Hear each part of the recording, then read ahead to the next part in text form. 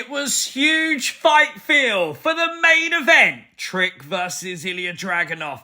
I love how they included all the tweets from the WWE superstars. They had superstars at the show hyping up the main event, including World Heavyweight Champion Damian Priest, to see Trick Williams win the NXT Championship. So deserved. The match was absolutely amazing. Great main event. It deserves every star people can put out their ass, to be honest. It was brilliant. I love this. Trick Williams, now the man. Dragunov probably getting called up. Trick Williams is now the main event. He is the world champion of NXT. So deserved, so cool.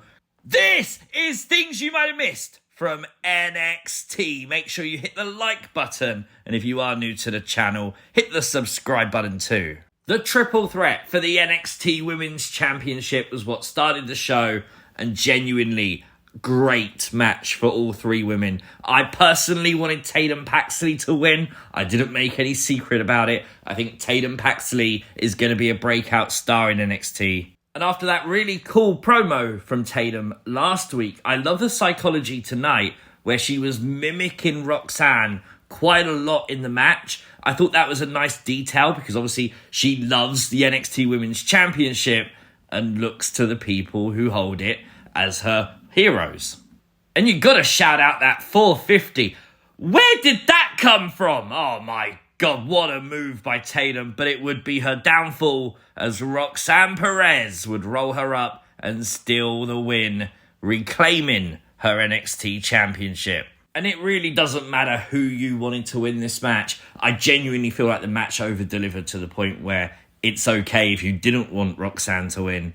100% any one of these three women deserved it. Maybe a bit of a shock for some, me included. I thought Roxanne was going to get called up in the draft. She still might, but I thought she was going to lose the title to do that tonight. I'm sure you've seen the news earlier this week, but Wagner was released by WWE in the latest round of cuts. Now, we did get news today that Robert Stone is now off of TV. He's going to be working as a producer for NXT, so he's not gone from the company by any means. I'm sure there's a chance he could be seen on screen again, but for now, he's going to be in an active producer role. But it does genuinely really suck that they let Wagner go. Genuinely, I like Von, and I think he had a great story, and they told it on NXT, his childhood and stuff like that, the bullying, what he had to overcome.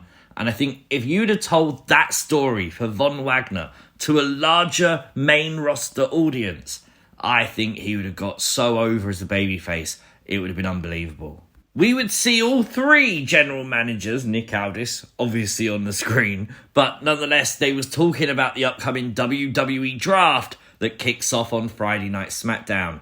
Now, I like this because it was putting over NXT with Ava talking about stars that are now going to have to emerge if, obviously, Adam Pearce and Nick Aldis do take the top-tier talent from NXT. So, lots to look forward to. Ava would say that after tonight, NXT will never be the same again. I wonder if they're going to go for like a visual change to NXT. The D'Angelo family defeated No Quarter Catch Crew tonight. Now, this is where it got really interesting. The end of the match saw Tony D'Angelo pin Charlie Dempsey, and they made a massive deal out of the fact Tony D'Angelo pinned the Heritage Cup winner. Are we going to see Tony now go for the Heritage Cup? Jada Parker would pick up the win tonight over Fallon Henley. Great to see her getting an opportunity on a show like Spring Breaking with people having eyes on the show. The contract signing for the first ever women's NXT Underground match took place tonight. Really solid segment. Natalya in NXT is so underrated. I've said it before on things you might have missed for NXT. Whenever Natalya's there, the promos, it just feels more natural. It feels more right. Something on the main roster with Natalya just doesn't click. Yet in NXT, it's really good, man. Really good. The big intrigue was, of course, Lola Vice's mystery training partner revealed as Shayna Baszler. I feel like we all predicted that. Not surprising, but very cool to see. And obviously, it did get very physical straight away with Natalya, obviously, in Shayna's history. Carmen Petrovic in this feud as well as Natalia's training partner.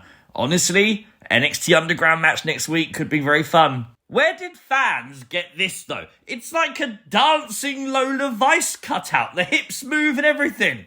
How did they get that? And I can't even get a freaking Chase U calendar.